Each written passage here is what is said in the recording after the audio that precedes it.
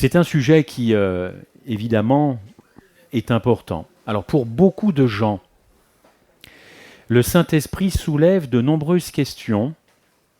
Qui est le Saint-Esprit ? Quel est le rôle du Saint-Esprit ? N'est-ce pas ?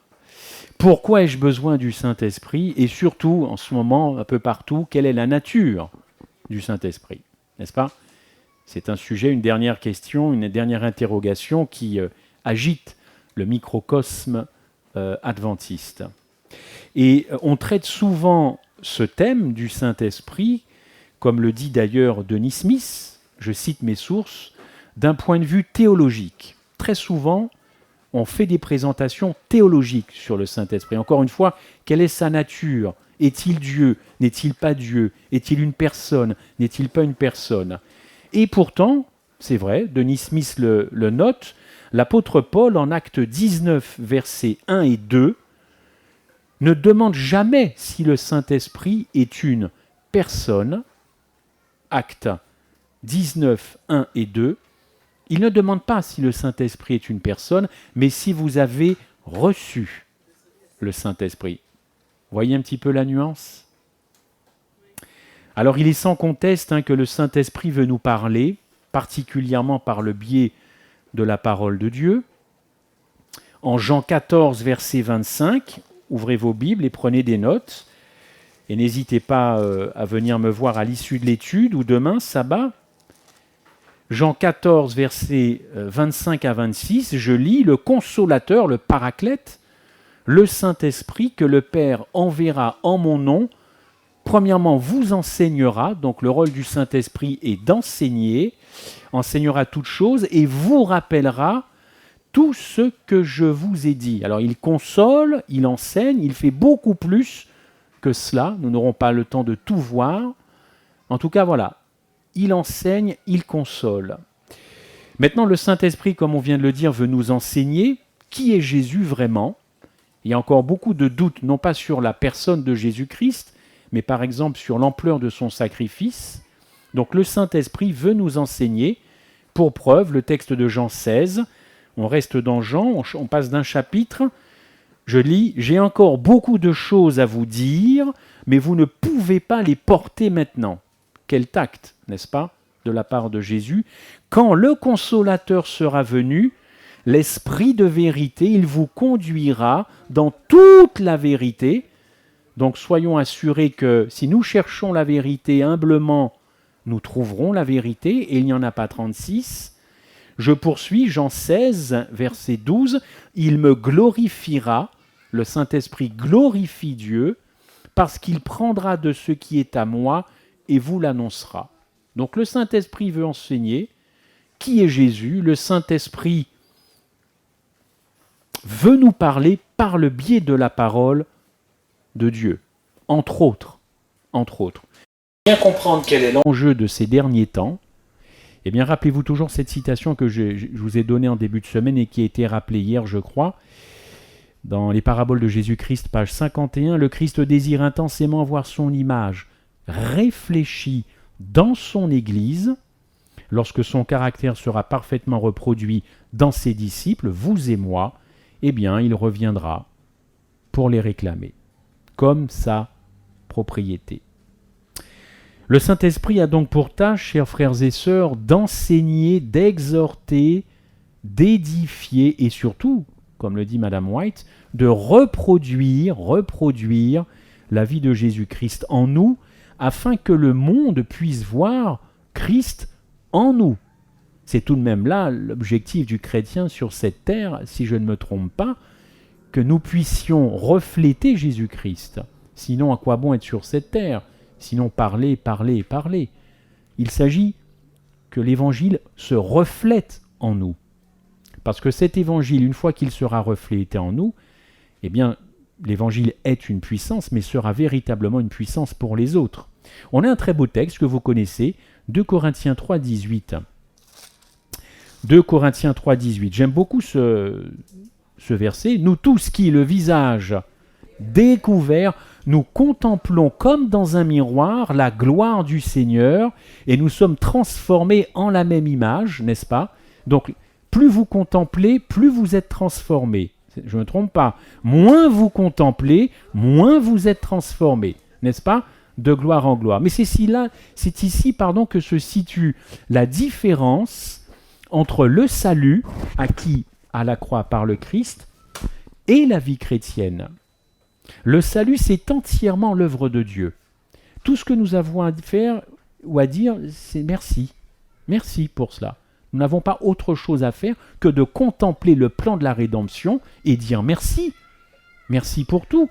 Maintenant, quand il s'agit de la vie chrétienne, là, cela implique ma coopération, ma collaboration, n'est-ce pas? Donc, la vie chrétienne, ce n'est pas l'évangile. La vie chrétienne, c'est le fruit de l'évangile, c'est la conséquence de l'évangile, n'est-ce pas? Il ne faut pas confondre les deux. Quand Paul dit « marcher selon l'esprit », un texte de Galates, « marcher selon l'esprit », que veut-il dire exactement? Parce que je me suis quand même aperçu que nous sommes riches, nous avons beaucoup de choses, nous sommes peut-être même trop riches, selon le texte d'Apocalypse 3, et parfois on cite des mots, des phrases, des textes, on ne sait pas très bien au fond qu'est-ce que cela veut dire. On va essayer de prendre le temps. Marcher selon l'esprit. La marche, tout le monde connaît, n'est-ce pas? Mais marcher selon l'esprit. Il faut comprendre qu'un chrétien peut marcher de deux façons. Selon l'esprit ou selon la chair. Et on va voir un petit peu ce que ça donne. Néanmoins, il existe 3 types de chrétiens dans la Bible. Vous le saviez ça. 3 types de chrétiens. 1 Corinthiens 2, versets 13-14. Alors on change, on tourne un petit peu les pages. 1 Corinthiens 2, versets 13 et 14. Alors je lis sur mon écran. Et nous parlons non avec des discours qu'enseigne la sagesse humaine, mais avec ceux qu'enseigne l'Esprit de Dieu, en employant un langage spirituel pour les choses spirituelles. Mais l'homme naturel, n'est-ce pas? Ou animal, selon les versions, n'accepte pas les choses de l'Esprit de Dieu parce que c'est spirituellement qu'on en juge, n'est-ce pas? L'homme spirituel, c'est Paul, toujours. Au contraire, lui juge de tout, et il n'est lui-même jugé par personne. Car qui a connu la pensée du Seigneur pour l'instruire? Or, nous avons la pensée de Christ. Pour moi, frères, ce n'est pas comme des hommes spirituels que j'ai pu vous parler, mais comme à des hommes charnels. 3e type de chrétiens, n'est-ce pas? Comme à des enfants en Christ. C'est la fin du verset. Pour savoir ce que cela veut dire marcher selon la chair ou selon l'esprit, selon moi, il faut d'abord savoir ce que Dieu veut vraiment dans la vie du croyant. Dans la vie du croyant. Et pour cela, j'ai trouvé un texte, qui me paraît quand même le plus adapté. Prenez le texte de Romains 8, verset 3. C'est un texte extraordinaire. Romains 8, 3. On reste chez Paul. Romains 8, 3. Car chose impossible, c'est un texte fondamental pour notre foi chrétienne adventiste, car chose impossible à la loi, parce que la chair la rendait sans force, Dieu a condamné le péché dans la chair, en envoyant à cause du péché son propre Fils dans une chair semblable à celle du péché, afin, et c'est là qu'il faut garder cela aussi, afin que la justice de la loi fût accomplie en nous, qui marchons non selon la chair, mais selon l'esprit. Que veut dire accomplir la justice de la loi? Accomplir la justice de la loi, chers amis, c'est reproduire la vie du Christ en moi. C'est reproduire son caractère, c'est reproduire son agapé, c'est reproduire son obéissance à Jésus quand il était parmi nous dans une chair identique à la mienne. C'est la reproduction du caractère de Dieu, la reproduction de son obéissance, la reproduction de son renoncement, car Christ a dû renoncer quand il était sur terre à beaucoup de choses, et premièrement à renoncer à son ego. L'ego, l'égoïsme, l'égocentrisme, la même racine égo, qui veut dire être tourné vers soi. C'est ça, accomplir la justice de la loi. Mais Paul le dit très clairement, par le Saint-Esprit, il faut plutôt marcher selon l'esprit, car si le chrétien marche selon la chair, il ne pourra pas reproduire le caractère parfait du Christ dans sa vie. Et vous vous en doutez, nous allons voir ça dans quelques minutes, il est impossible pour un chrétien charnel de reproduire la vie de Jésus-Christ. Or, nous sommes appelés à cela. Sinon, je ne vois pas quel est l'intérêt d'être sur cette terre, hormis d'être de passage, évidemment. Vous observez donc qu'il y a une condition à ce verset. Oui, accomplissons la justice de la loi dans ma vie, mais si je marche selon l'Esprit. Chers amis, vous et moi, nous ne changerons pas de caractère en faisant des promesses.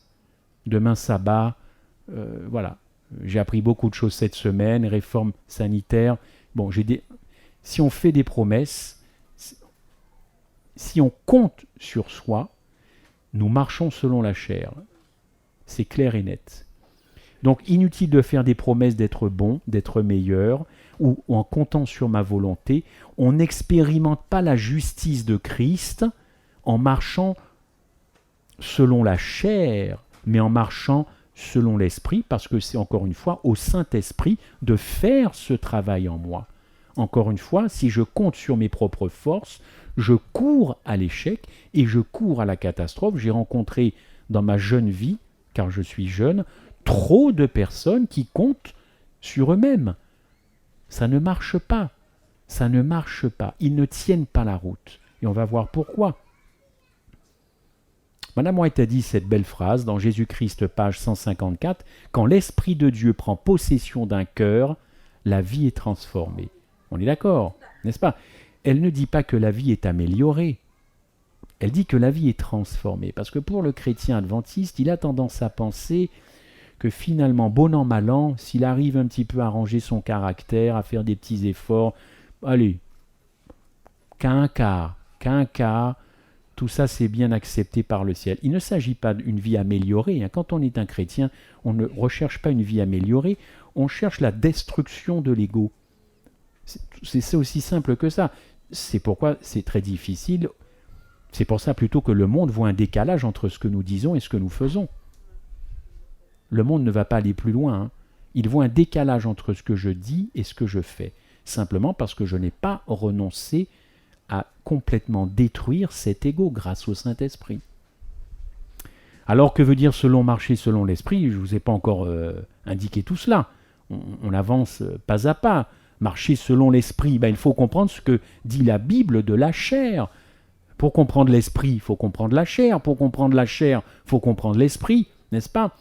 Eh bien, marcher selon la chair, c'est la nature de l'homme dans sa condition déchue depuis 6000 ans. Une condition, une chair pécheresse, une nature pécheresse depuis 6000 ans, polluée par le péché. Vous observerez, si vous étudiez la Bible, que le mot chair n'a jamais été utilisé plutôt pour Adam avant la chute. Les étudiants de la Bible qui étudient Genèse, vous ne trouverez jamais le mot sarx, en tout cas pas le mot sarx, puisque sarx c'est du grec, mais vous ne trouverez pas l'emploi du mot chair. Tout simplement, quand Dieu a créé Adam et Ève, il a placé dans leur nature humaine des désirs, des sentiments, des aspirations, n'est-ce pas? Et tout était bon, d'ailleurs, comme dit la création. Mais quand Adam a péché, il s'est passé donc quelque chose, une fracture, une fissure.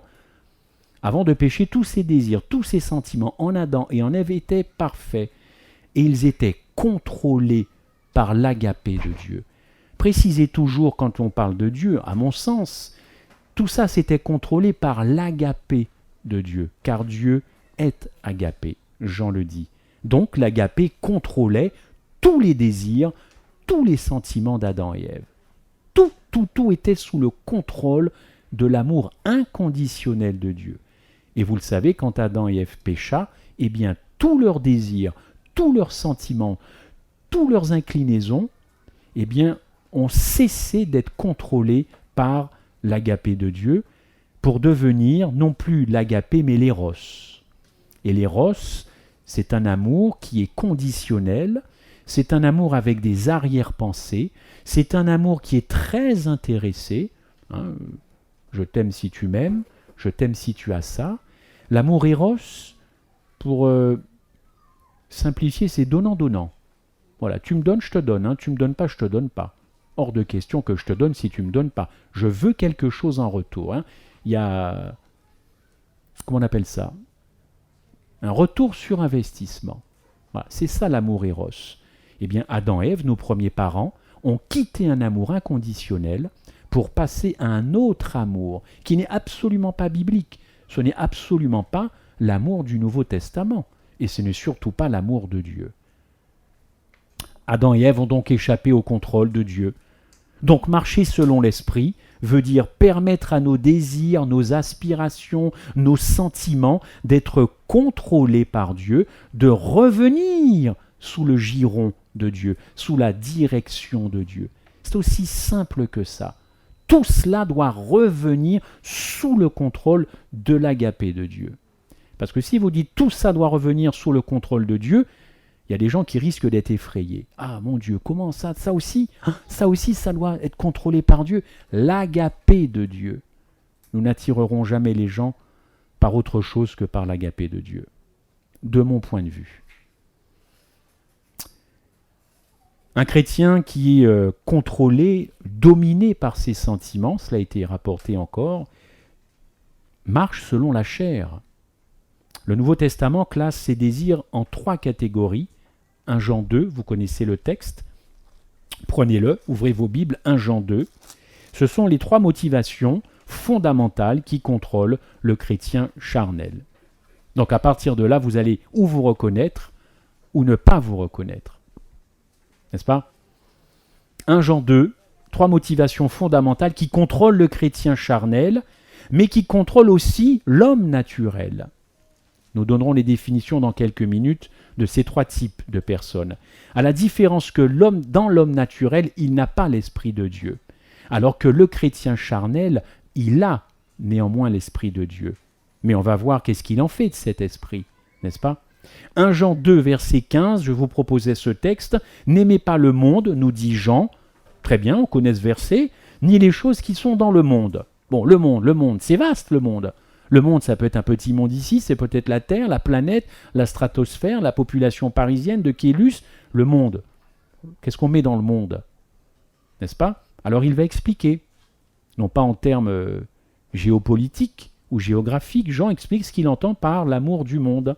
N'est-ce pas? N'aimez pas le monde, ni les choses qui sont dans le monde. Au verset 16, il le dit, l'amour du monde, c'est la convoitise de la chair, c'est la convoitise des yeux, et c'est l'orgueil de la vie. Si vous êtes dirigé par ces 3 motivations principales, là-dedans vous mettrez tous les péchés, eh bien écoutez, vous êtes un chrétien, vous êtes tout à fait respectable, vous êtes adventiste et tout, mais vous marchez selon la chair. Alors qu'est-ce que la convoitise de la chair? La convoitise de la chair, nous avons un bon exemple avec la première tentation de Jésus en Matthieu 4. Selon moi, première tentation de Jésus en Matthieu 4 ordonne que ces pierres deviennent des pains. N'est-ce pas? Après un jeûne de 40 jours et de 40 nuits, notre Sauveur, dixit Madame White, avait le visage totalement creusé, totalement émacié. 40 jours de jeûne, 40 jours de prière. Et il fallait qu'il ait ces 40 jours de jeûne et de prière pour affronter le malin. Donc vous comprenez que c'est sérieux, notamment les délivrances. Notamment les délivrances. Dans le domaine de l'appétit, Christ connaît mieux que quiconque, mieux que personne, quelle peut être l'intensité d'avoir faim. Il n'y a que lui qui puisse comprendre cette intensité.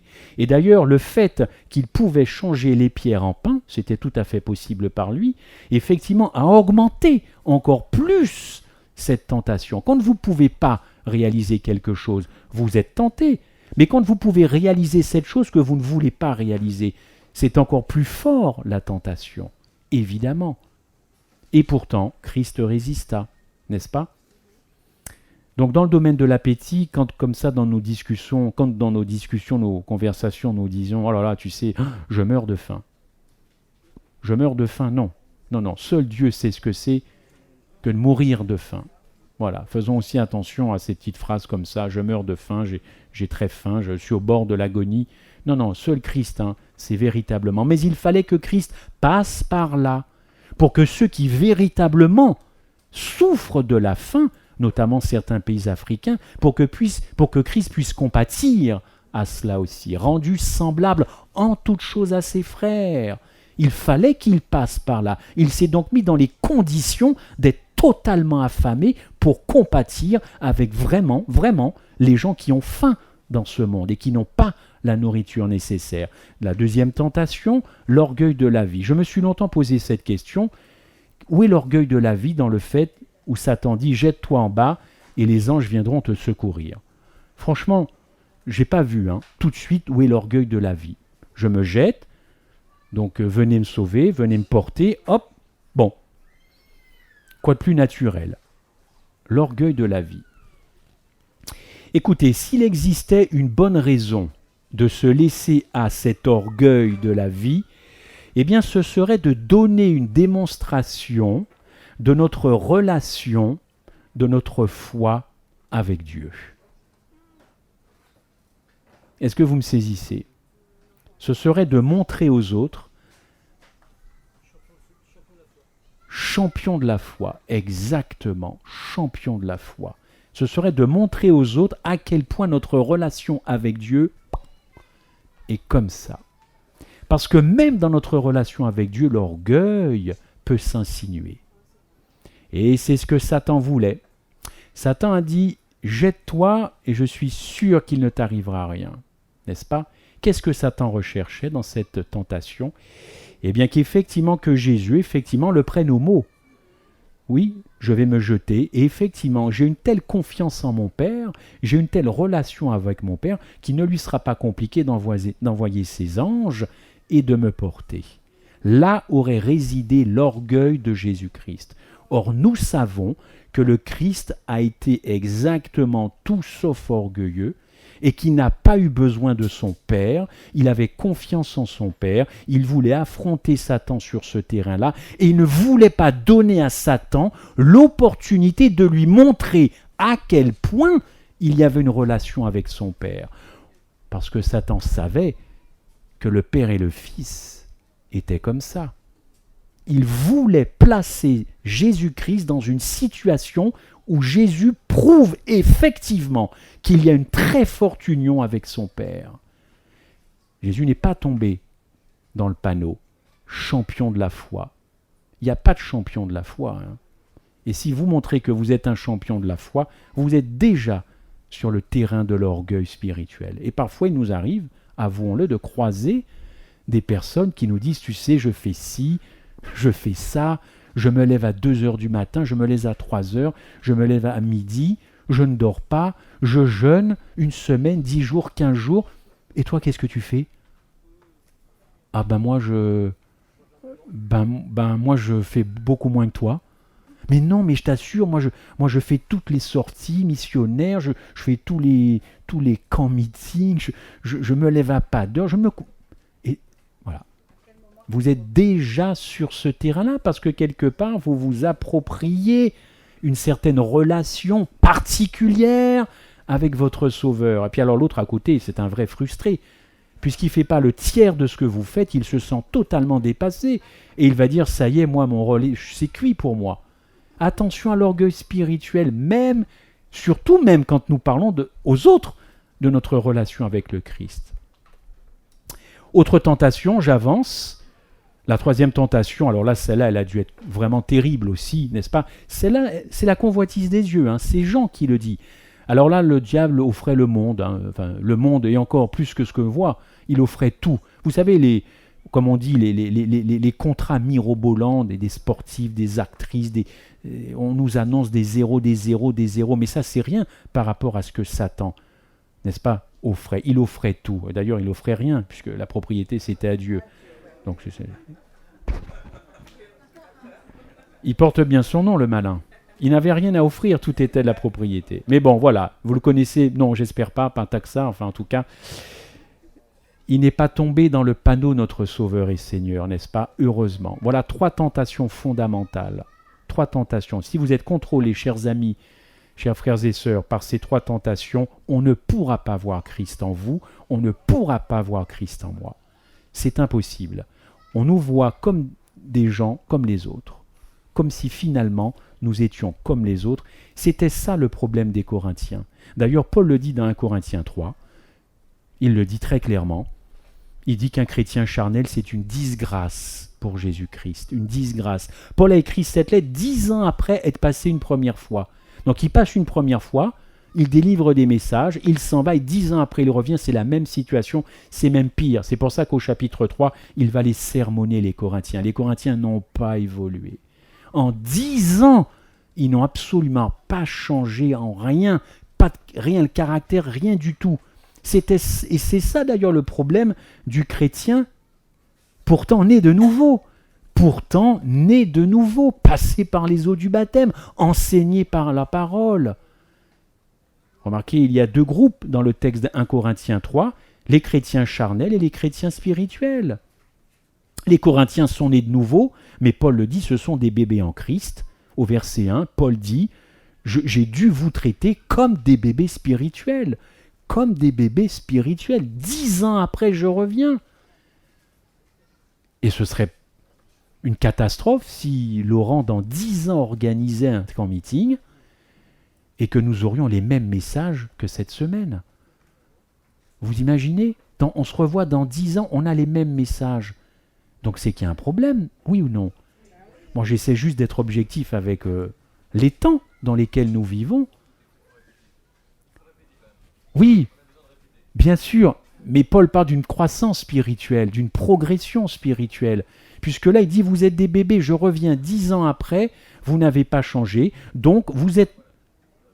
Oui, donc vous en êtes encore au lait et non pas la nourriture solide. Ça a dû être quand même embêtant pour Paul de voir qu'il n'avait pas progressé, les Corinthiens.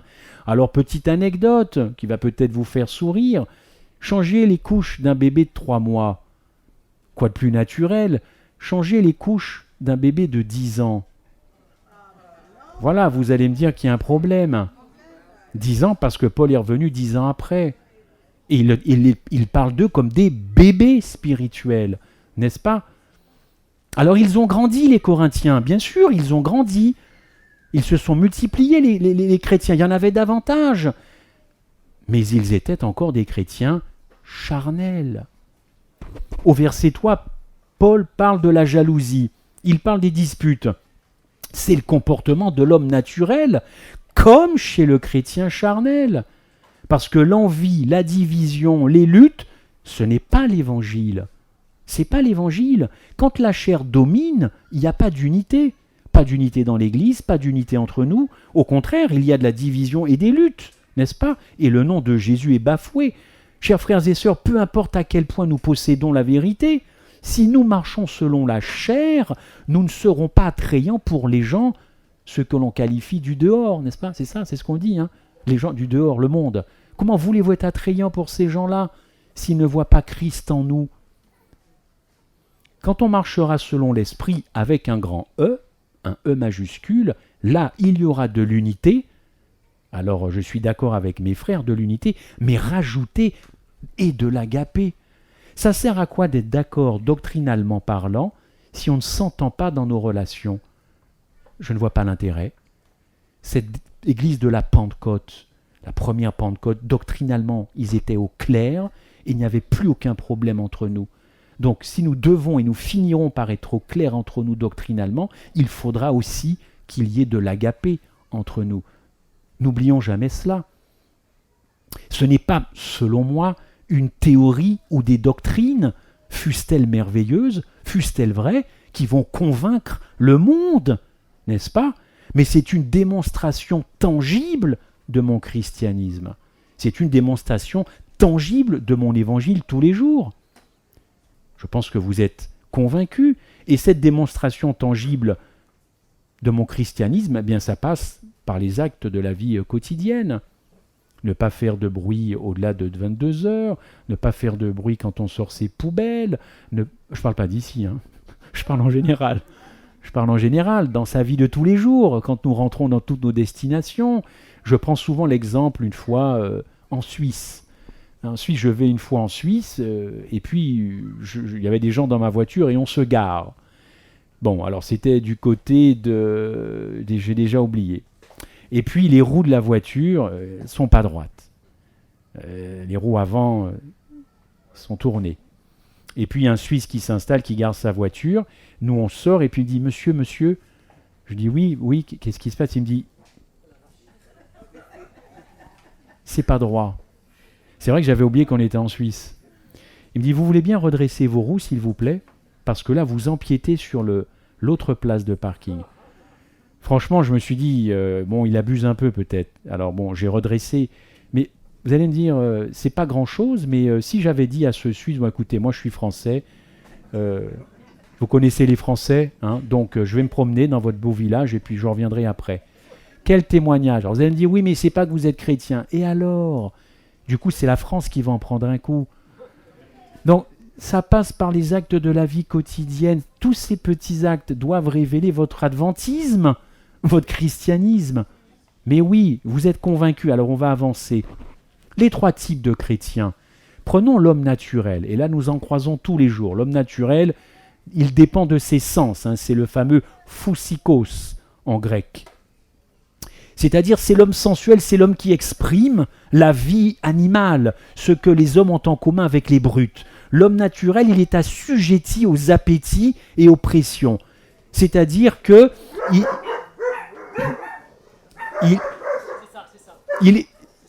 Voilà. Voilà. On a un exemple en direct. Merci Pascal. Voilà. On s'aboie dessus, on se crie dessus. Voilà. Si on n'arrive pas à se réconcilier, bon, eux, ils vont pas divorcer, mais les êtres humains divorcent. Voilà. L'homme naturel, c'est comme un animal. Bon, je respecte beaucoup les animaux de mes frères, mais voilà. Il est dans sa nature adamique qui n'est pas régénérée, hein, n'est-ce pas?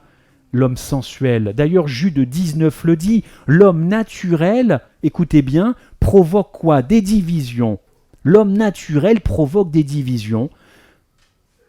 L'homme naturel peut être instruit, il peut être éloquent, il peut être aimable, nous en connaissons, nous en croisons, ils sont séduisants, mais le sens spirituel de la parole de Dieu lui échappe complètement.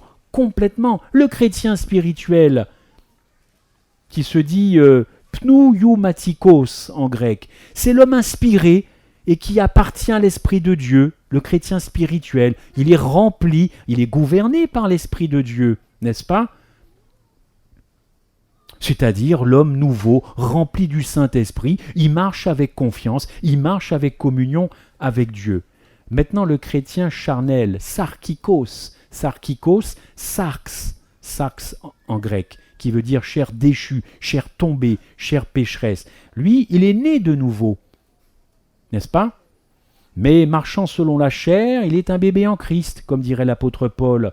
N'est-ce pas? Ça désigne l'homme ayant la nature de la chair, c'est-à-dire qu'il est sous l'autorité de la vie animale, il est prompt au péché, il est prompt à l'opposition à Dieu, et le chrétien charnel, lui, ne peut pas saisir les vérités élémentaires de la Bible qui sont désignées par la nourriture solide dont parle l'apôtre Paul. Le chrétien charnel, il exprime sa foi en Christ, hein. Pas de souci, il rend même sa dîme s'il est adventiste. Ah, il fait tout comme il faut, le chrétien charnel. Oui. Mais spirituellement, il est mort. Et au lieu de choisir de se laisser conduire par le Saint-Esprit, il choisit de suivre les impulsions de sa chair. N'est-ce pas? En conséquence, sa vie quotidienne ressemble plus à l'homme naturel qu'au chrétien spirituel qui marche selon l'Esprit. Ses pensées sont divisées, elles sont occupées par des pensées charnelles, ses émotions sont instables, troublées par des sentiments négatifs, son corps même physique manifeste souvent les mêmes symptômes que l'homme naturel, c'est-à-dire l'homme sans Dieu, tout simplement. Puisqu'il vit en contradiction avec son identité en Christ, racheté à la croix, eh bien l'homme charnel est soumis à des sentiments d'infériorité, d'insécurité, d'incapacité, de culpabilité, d'anxiété et de doute. Vous savez, la volonté humaine, ce n'est pas une loi. La volonté humaine, c'est juste une force, chers amis. L'esprit est une force.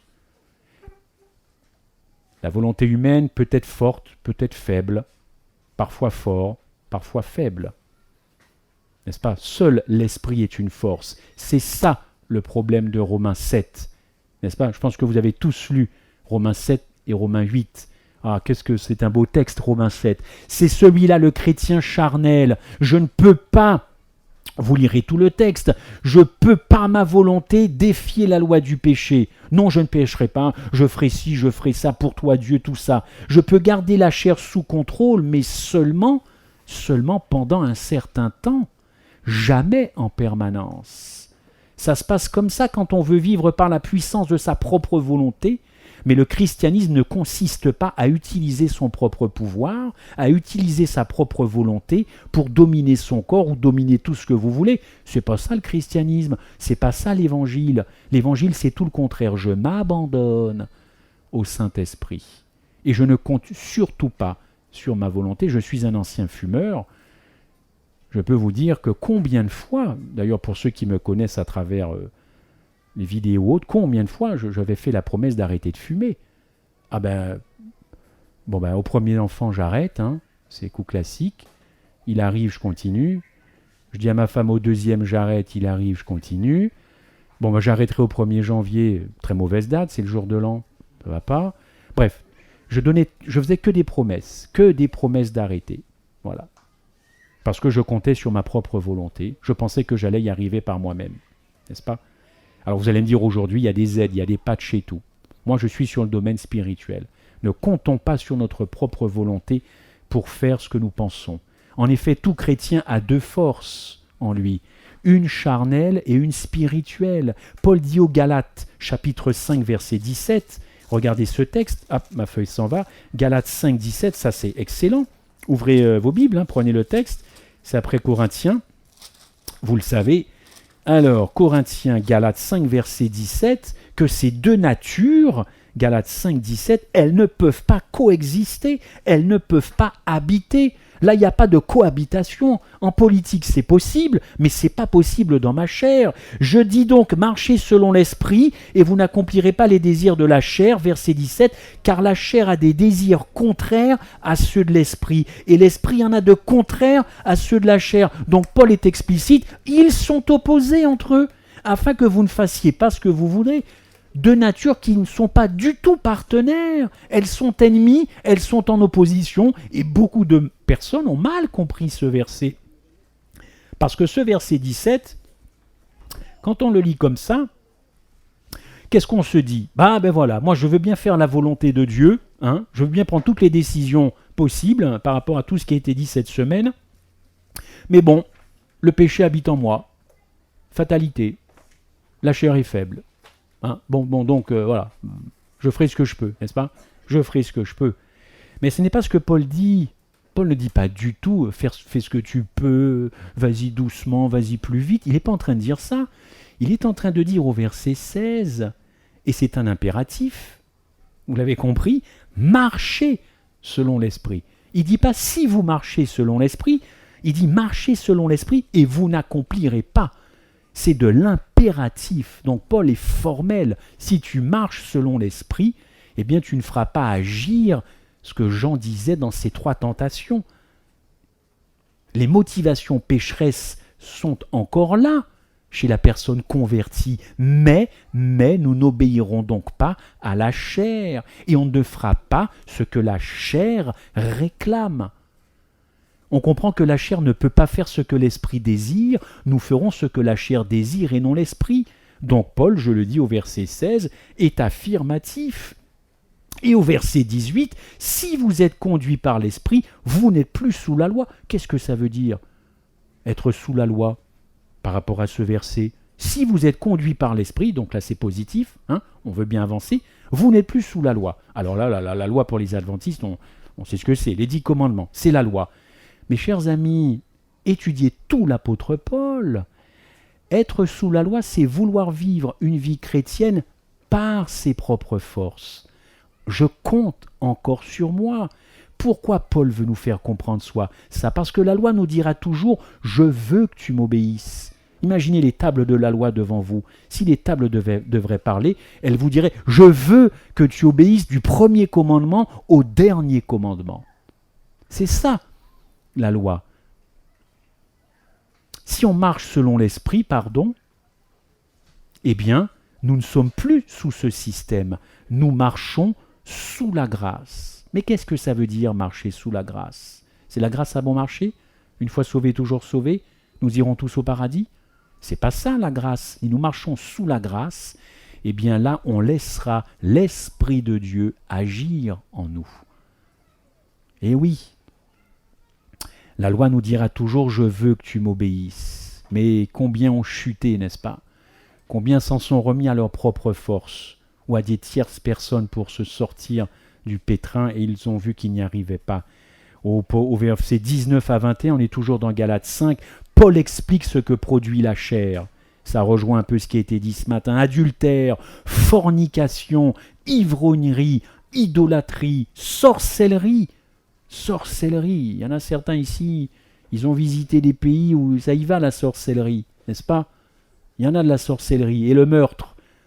Et vous avez remarqué que l'apôtre Paul, quand il fait mention de cela, il dit les œuvres de la chair. Notez l'importance des mots, hein, œuvres de la chair. Et quand il est question d'œuvres, il a des œuvres, Paul parle de l'esprit et il utilise le mot fruit. Quand c'est la chair, ce sont des œuvres. Quand c'est l'esprit, c'est le mot fruit, parce que c'est le Saint-Esprit, évidemment, qui fait l'œuvre. Alors, adultère, fornication, ivrognerie, idolâtrie, sorcellerie, meurtre. Peut-être que vous n'allez pas vous retrouver dans cela, n'est-ce pas? Qui pratique la sorcellerie entre nous? Qui est un ivrogne? Qui est un idolâtre? Alors, sur ces grands thèmes, nous sommes au clair, n'est-ce pas? Et nous pouvons dire non, moi je ne pratique pas ça, c'est pas pour moi. Mes chers amis, soyons beaucoup plus humbles que ça, parce que dans Proverbe 6, verset 16, et prenez la référence, voici ce que Dieu a en abomination. D'ailleurs, le texte dans la seconde dit qu'il hait ces choses-là, et nous allons les détailler. Dieu hait les choses que je vais vous détailler. Ou sinon, vous lisez en Proverbe 6, verset 16. Et je suis allé voir la racine du mot « haïr », c'est « sonner » en hébreu, et « sonner » veut dire avoir en aversion, avoir en totale aversion. Alors voici ce que notre Dieu n'aime pas, qu'il déteste même, selon les versions. La langue menteuse, les yeux hautains. Vous savez, ceux qui toisent un petit peu là. Pas bon ça, hein? La langue menteuse, les mains qui répandent le sang, les pieds qui courent pour faire le mal. Tout ça, c'est en abomination devant l'Éternel. Vous n'êtes pourtant pas un ivrogne, un adultère, un fornicateur. Mais peut-être qu'en Proverbe 6, vous et moi, nous pouvons nous y retrouver. N'est-ce pas? C'est pas fini. Le faux témoin qui dit des mensonges. Combien y a-t-il de divorces sur la base de faux témoignages? Combien? N'est-ce pas? Ou de séparation sur des faux témoignages. Et sans parler de cela, le faux témoignage classique, c'est pas fini. Proverbe 6, verset 16. Le querelleur. Le texte dit celui qui excite les querelles. Vous savez, deux hommes parlent, deux femmes parlent, hop, une tierce personne arrive. Ah oui, c'est vrai, en plus il a dit ça. Ah oui, en plus il a dit ça. Tout ça, Dieu a en abomination cela. En revanche, Galates 5, la paix, la patience, la longanimité, la bonté, on n'obtient pas cela en multipliant les activités d'église. Je suis un observateur modeste de tout ce qui peut se passer. Vous n'obtiendrez jamais la paix chez les gens, la patience. Alors la longanimité, c'est la capacité à endurer les choses, sans répliquer. La bonté, vous n'obtenez pas ça en multipliant des activités d'église, en distribuant des cadeaux ou en organisant des séances de bien-être personnel. Mais bien sûr que non. On n'y arrive qu'en marchant par l'esprit. Ce n'est pas la multiplication des activités qui change le caractère des gens. C'est de la distraction spirituelle au mieux de l'occupation ecclésiale. Mais ça ne change pas la profondeur de mon caractère. Mais il faut dire que quand on permet à l'esprit de vivre en nous, de nous contrôler, alors là oui, ça vient priver la chair de ses désirs, n'est-ce pas? Parce que la chair, elle dit « je veux faire ma volonté » et l'esprit dit « je veux faire ma volonté ». Voilà, vous vous retrouvez en conflit, n'est-ce pas? Vous le savez, Jésus, dans la tentation, Christ a souffert parce qu'il a permis à l'esprit de le contrôler. Père, Père, Père, s'il est possible que cette coupe s'éloigne, n'est-ce pas? Ça, c'est le Christ qui souffre, parce qu'il aurait bien voulu que cette coupe s'éloigne. Et pourtant, non pas moi, mais ta volonté. Il y a toujours chez Jésus-Christ humain sur cette terre ce tiraillement. Le christianisme a toujours présenté Golgotha, le plan de la rédemption, sur les souffrances physiques, mais on a oublié que le Christ a souffert moralement terriblement. Terriblement. Éloigne cette coupe. Éloigne cette coupe. Il n'en voulait pas de cette coupe, c'était trop dur. Et pourtant, non pas moi, mais ma volonté. Ça, c'est l'Esprit qui parle. Jésus a été tenté à chaque instant de se saisir de sa puissance divine, vous le savez, pour son propre bénéfice, mais il a dit non. Tout ce qu'il a fait par l'Esprit, de sorte qu'il a pu dire, les œuvres que je fais, ce n'est pas moi, évidemment, qui les fait, mais c'est par l'Esprit qui habite en moi. Chers amis, pour conclure, j'avais promis de respecter l'heure, la loi de l'Esprit sera toujours plus grande que la loi du péché. Et quand on prêche la victoire sur le péché, comme notre frère, c'est juste.